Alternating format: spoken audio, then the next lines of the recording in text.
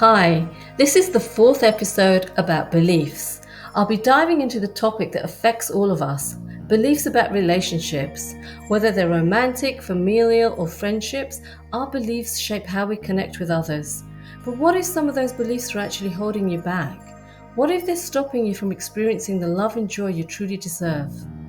I'll share some common beliefs about relationships that may be sabotaging you and how to transform them. I'll share some of my own experiences and ways that beliefs have been programmed into us. So stay tuned for another interesting episode about beliefs. Hi, I'm Rajshree, a former freelance investment banking IT professional. I'm an international best-selling author of Holistic Healing, Transforming Through Grief, Loss and Trauma to Creating a Life You Love Living. I help people elevate their consciousness and create a life they love living with confidence and self-empowerment, especially after life-changing events. Before we dive in, remember to subscribe, like, and leave a positive comment. And if my content resonates with you and you'd like some coaching to help you transform your life, then please do get in touch. So let's dive in. We're not an island unto ourselves. We have interactions with other people throughout our lives, and we all have our own ideas, beliefs, circumstances, situations, and conditions which influence us in various ways. We pick up behaviors from other people and the media, such as how to react in situations and act within relationships. We show various sides of our personality to different people. We have one aspect we display to close relatives, another to friends, and another to colleagues.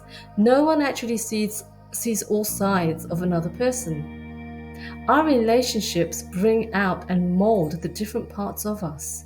Relationships show us in plain sight what beliefs we hold, and in many cases reflect how we feel about others and what behaviors we expect from them and solicit from them. My old mantra used to be, the fewer people I have in my life, the fewer problems I'll have. This actually became my reality as I started letting go of troublesome, irritating, annoying people and those who clearly didn't have my best interest at heart. There were many times I actually felt like an island unto myself. It wasn't until I saw the bigger picture and included people I love, people I was fond of, and society as a whole that I noticed how interconnected we all are. I realized that being independent doesn't mean we have to live in isolation. We need good relationships. We need love because we are love at the core of our being. We learn to behave and react in certain ways from our parents, our peers, schools, and the media. Have you noticed how the media portrays saying I love you as a weakness and how the ego plays a big part in that? Oh, I better not say it first. In many countries, it's okay to show grotesque violence, yet you can't show two people kissing. It's called programming for a reason. And unless you pay attention to what you consume from your media, you'll start to allow certain beliefs and certain behaviors to become acceptable. Always question what you're shown and what you're being told. Some of our behaviors, thoughts, lifestyles, and habits are picked up from cultural stereotypes, such as you have to be married by a certain age, settle down, and have kids. Many don't even question why. They conform to a blueprint of life created by those who haven't seen or given much thought to any other way. There's peer pressure to conform, and if you don't, you're left feeling like an outsider. After many of my friends got married, I noticed that they started spending more time with other married couples. Was it to validate their choices or to be around people who could understand their new lifestyle? There would be no diversity if everyone lived by the same blueprint. It is through diversity that new things are created and change happens. The universe thrives on diversity, which leads to expansion and growth. Else there would only be one person on the planet. I used to think that I had to choose between my career or a relationship. I chose my career. Later, I thought I had to give up my freedom to be in a relationship, so I chose freedom.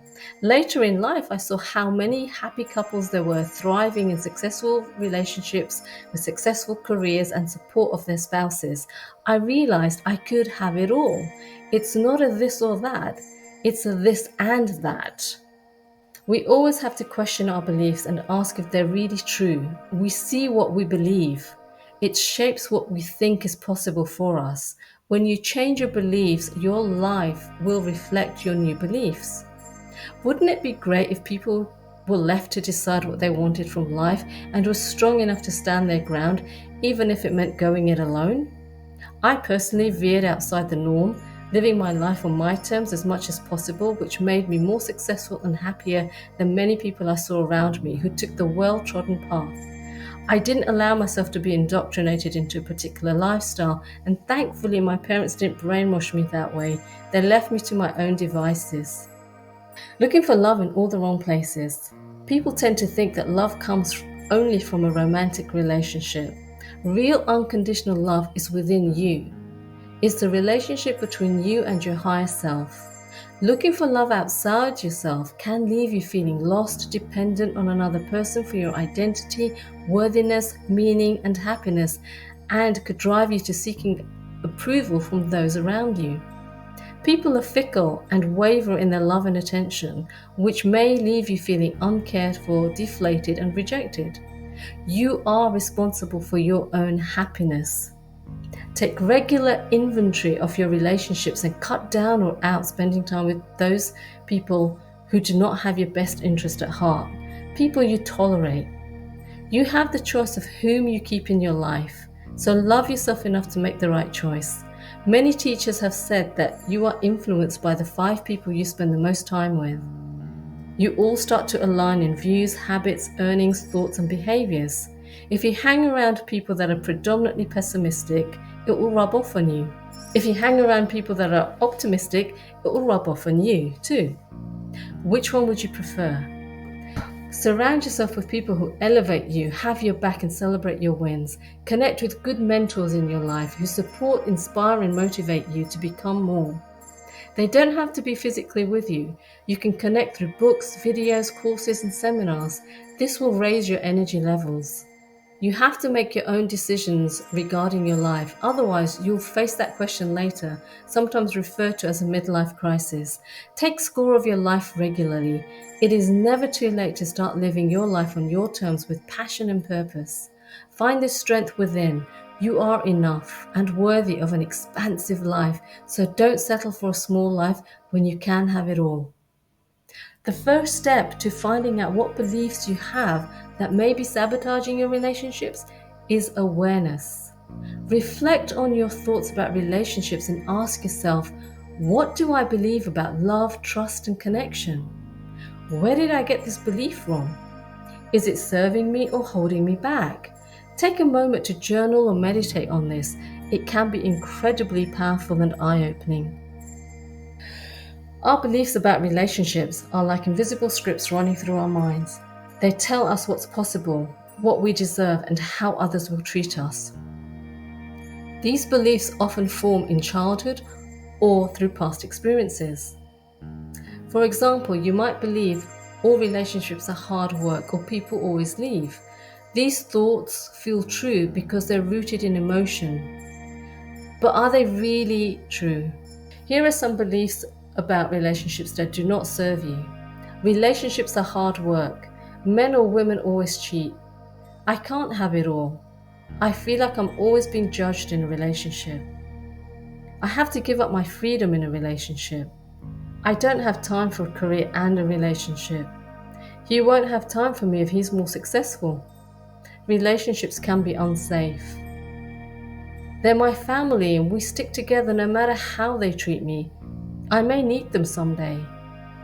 I have to please them so they'd like me. I have to always be on my best behavior or I'll lose him or her. I can't be myself in a relationship.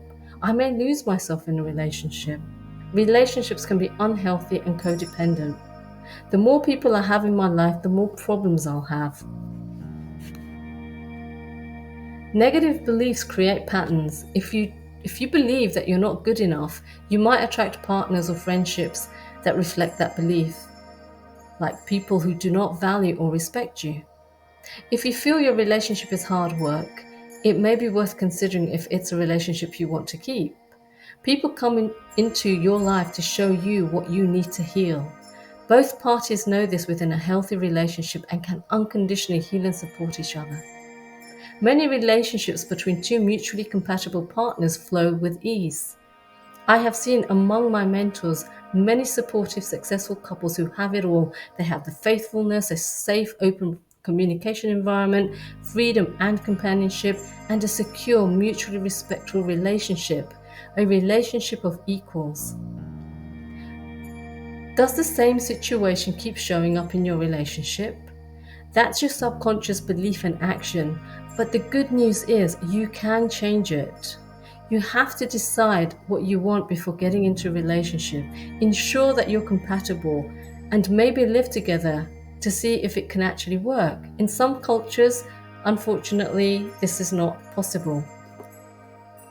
Make sure that your relationships are healthy, mutually supportive, heartfelt, and purposeful. You deserve that. Here are some positive relationship affirmations. I have freedom and companionship in my relationship. 2 is easier than 1. I feel nurtured, cared for, safe, and supported in my relationship. My partner and I share our responsibilities. I am surrounded by love. I deserve love. I feel safe with intimacy. We accept each other fully and unconditionally. I communicate my truth in a safe, loving environment. I feel understood and accepted. I can be my true self in my relationship. My relationship supports my freedom and purpose. I'm responsible for my happiness. I am love. I am the right one. I'm in a mutually loving, extraordinary relationship with my soulmate. I love myself unconditionally. My relationships allow me to live more, be more, and have more. Relationships are opportunities for growth and joy. My relationship excites, exhilarates, and invigorates me. I love being with my partner and alone. I have a healthy, balanced relationship. I have healthy, supportive, respectful, and trusting relationships. The right people stay and nurture mutual love. Be with people who you value and who bring out the best in you rather than demean you. Make it a union of mind, body, and soul between two people. Beliefs are powerful, but you're more powerful. You have the ability to rewrite your story and create the relationships you've always dreamed of. It starts with shifting from fear and doubt to love and trust, starting with yourself. Remember, the most important relationship is the one you have with yourself. Work on that and everything else will fall into place. That's it for today's episode. Let me know one belief that you're ready to release today and drop that in the comments.